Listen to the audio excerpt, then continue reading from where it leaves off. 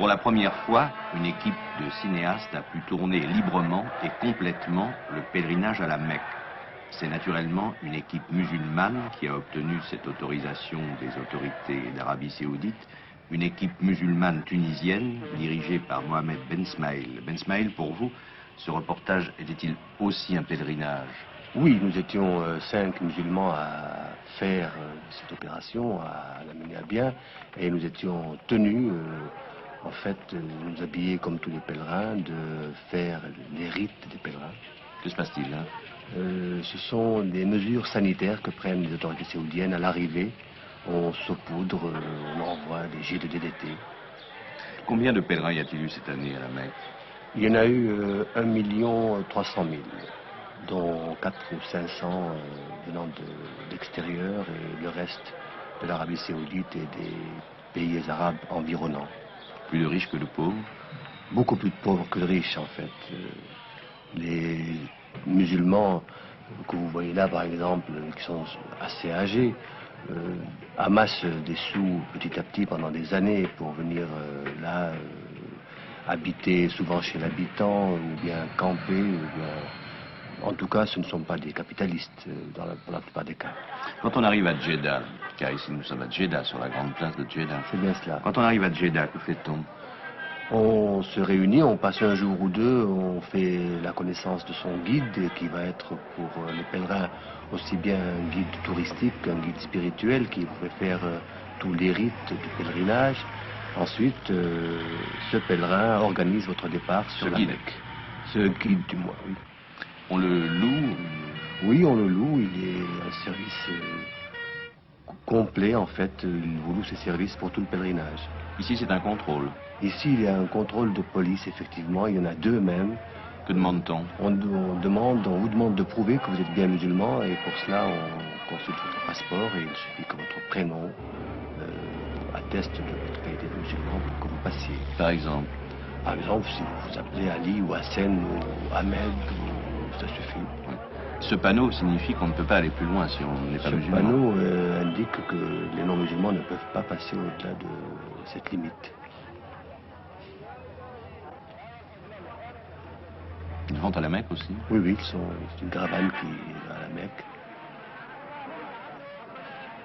Là, des pèlerins font la prière, c'est l'heure de la prière, les véhicules s'arrêtent, les pèlerins en descendent et c'est la dernière prière avant l'arrivée à la Mecque.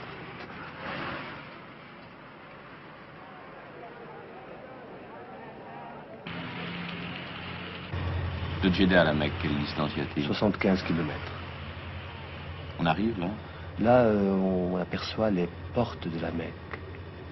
Les anciennes portes de la Mecque qui sont maintenant partiellement détruites. Ce sont les Turcs qui les ont construites.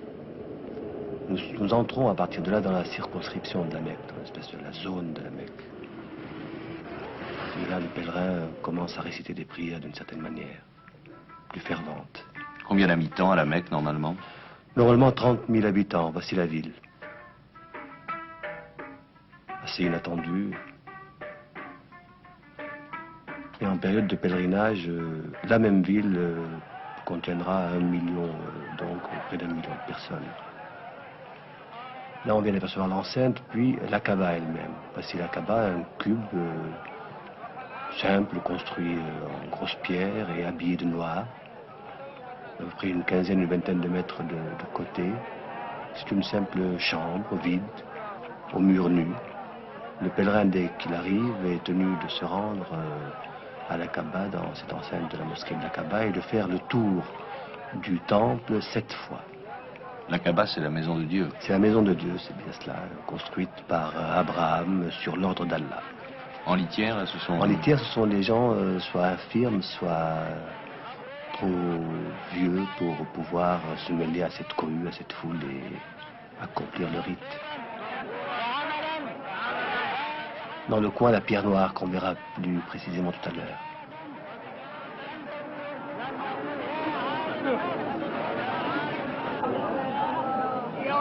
Ce sont des pèlerins du centre de l'Arabie et du Yémen qui se coupent les cheveux d'une certaine manière avant d'aller à la Mecque. Là, ce sont des Chinois.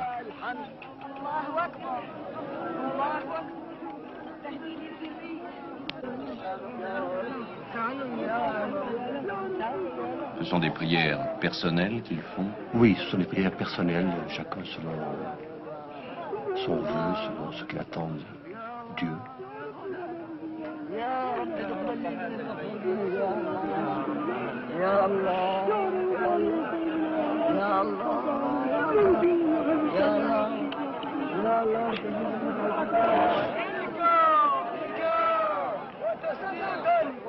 Est-ce qu'il y a des privilégiés?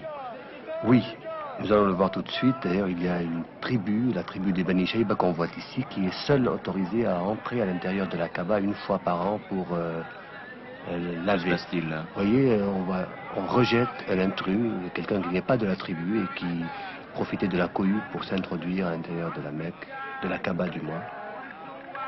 Quelle est leur mission à l'intérieur de la Kaaba? La mission est de la nettoyer, de la laver à l'eau de Zemzem, de laver cette espèce de chambre vide à l'eau du puits béni voisin. Voici le roi Faisal qui vient, comme tout le monde, faire les 7 tours traditionnels, rituels autour de la Kaaba et qui aura, lui et sa suite de diplomates et de princes, le privilège tout à l'heure d'entrer à l'intérieur de la Kaaba et de s'y recueillir.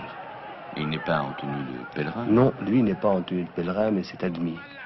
Quelle est la tenue de pèlerin? La tenue de pèlerin consiste à avoir autour des hanches un genre de pan, une étoffe blanche, non cousue, et une autre étoffe blanche au-dessus des épaules. L'important est qu'il n'y ait pas de couture. Il ne faut pas qu'il y ait de couture, rien sur soi de cousu.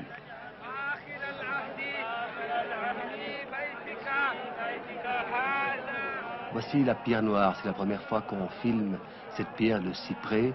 Le pèlerin est tenu d'y poser ses lèvres. Elle a été posée là, dit-on, par le prophète Mahomet lui-même et avant lui par Abraham. Le puits béni de Zemzem, les pèlerins s'aspergent de son eau et ils plongent leur propre linceul qu'ils apportent avec eux, que certains d'entre eux apportent avec eux, et avec lesquels ils seront ensevelis du jour de leur mort. Chaque pèlerin n'importe pas son linceul? Pas tous, ceux qui y pensent. On voit ces linceuls séchés là-haut, dans la cour même de la Kaaba. Voici un rite important du pèlerinage, c'est l'aller-retour 7 fois entre 2 collines, une qui est au premier plan et l'autre qu'on voit là-bas au fond. Elles sont séparées de 500 mètres. Elle s'appelle la colline de Safa et de Marwa. Elles sont maintenant recouvertes, c'est devenu un grand corridor avec un sens obligatoire. On fait 7 fois l'aller-retour pour commémorer cette même distance qui a été parcourue par Agar, abandonnée là par Abraham avec son fils Ismaël. Elle faisait l'aller-retour entre les 2 collines à la recherche de secours pour son fils, pour son bébé de fils, donc, qui, grattant le sol, a fait apparaître le puits de Zemzem, le puits béni de Zemzem, et c'est en commémorant cet événement, ce miracle, que Abraham a construit cette Kaaba qu'on voit devant nous. Nous assistons ici à la prière du vendredi, un des plus hauts moments du pèlerinage. Les pèlerins sont disposés en cercle concentrique autour de la Kaaba. Il ne s'agit plus de se tourner vers un point déterminé. Il suffit de regarder la Kaaba.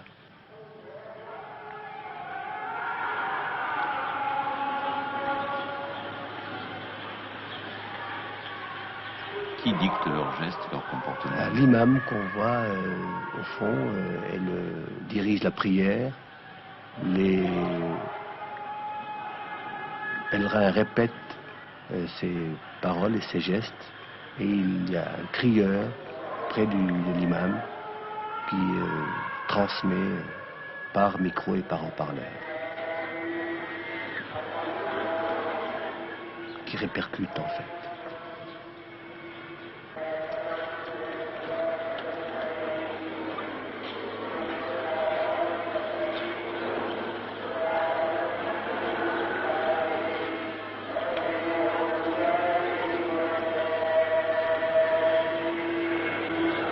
« 150 000 personnes font la prière, ils s'entassent jusque dans les rues voisines qu'on voit ici et prient à même le sol. » Voici un embouteillage monstre, c'est le départ de la Mecque vers Arafat. Arafat, un genre de plateau nu à quelques 20 kilomètres de la Mecque, où les pèlerins doivent se trouver un jour déterminé, la veille de l'Aïd, et doivent se trouver au coucher du soleil. Voici ce plateau où s'est installé en quelques heures un village monstre de toiles, de tentes. Il fait très chaud. Il fait en moyenne 40 degrés à l'ombre. L'ombrelle est nécessaire.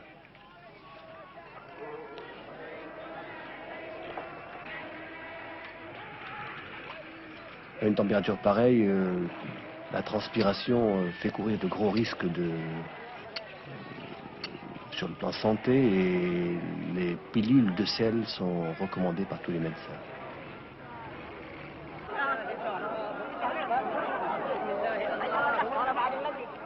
En attendant le coucher du soleil, on ne fait rien. On prie, on est en prière. Voici le roi Faisal qui poursuit son pèlerinage, et il porte cette fois la tenue rituelle.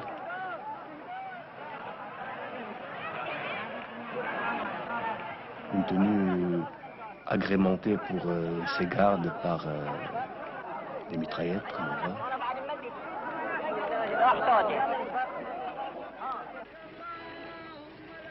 C'est sur cette colline, au fond, que le prophète Mahomet a fait son dernier sermon. C'est là qu'il a accompli son dernier pèlerinage. C'est là qu'il a dit le dernier verset du Coran. Aujourd'hui, j'ai achevé de vous édifier votre religion et de vous donner l'islam pour loi. Nous sommes à quelques minutes du coucher du soleil. C'est le moment réputé propice aux vœux, à la prière, à la supplique. Dieu fasse que nos morts soient bénis et que nos vivants soient épargnés, que nos prières soient acceptées, que nos malades soient guéris et que la grâce soit sur nous.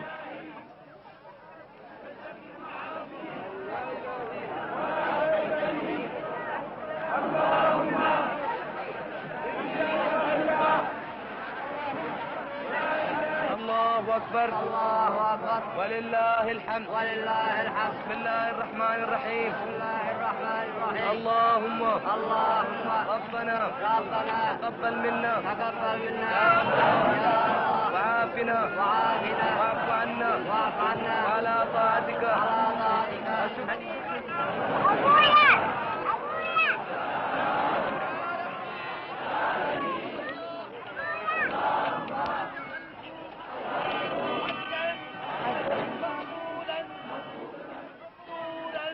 Pourquoi y a-t-il tant de vieillards?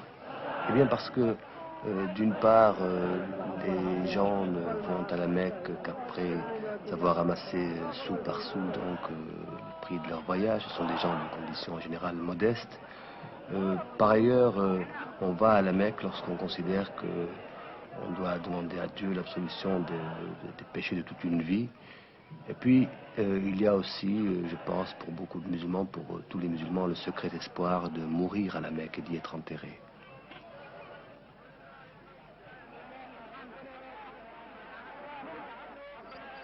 Voilà, alors la cérémonie d'Arafat est terminée, on redescend, la colline se vide, et en attendant le jour de l'Aïd, qui est le lendemain, l'Aïd el-Kébir, on cherche, on réunit les 29 cailloux nécessaires à la lapidation des 3 diables que l'on retrouvera quelques heures plus tard à Mina. Voici Mina, la ville de Mina, qui est à mi-chemin entre Arafat et la Mecque.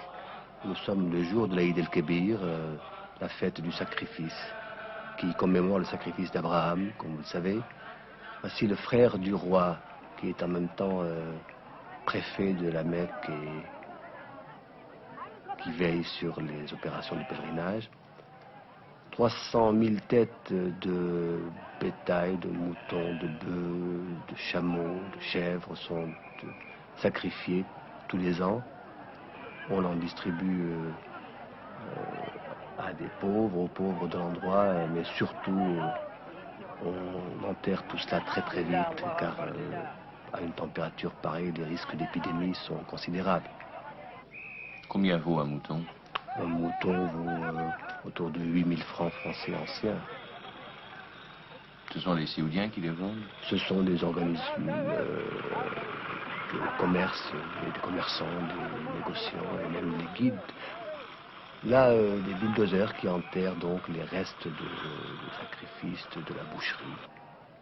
Et tout de suite après, des mesures sanitaires immédiatement, car encore une fois, les risques sont très très gros. Il y a eu de graves épidémies autrefois? Il y a une quinzaine d'années, des épidémies épouvantables. Depuis, les Séoudiens soumettent le pèlerin à des obligations très importantes sur le plan de vaccination, carnet de santé, etc. Et chaque délégation a avec elle son médecin, ses ambulances en général, car il existe des délégations officielles de pays musulmans.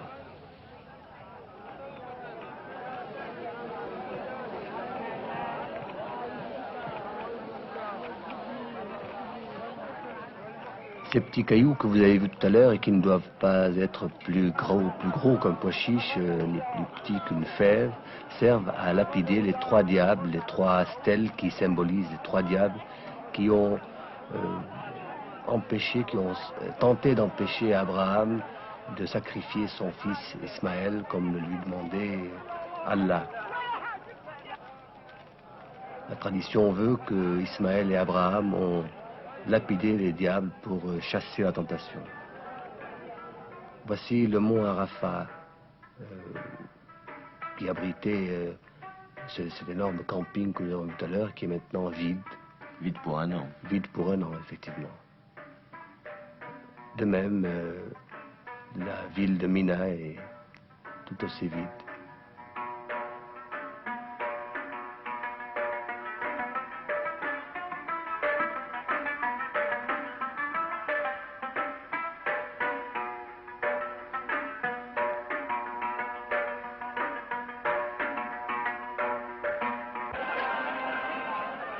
Dernière étape, cette fois, du pèlerinage à la Mecque, la visite à Médine, à 300 km de la Mecque, du tombeau sous cette coupole verte de Mohammed, du prophète Mohammed.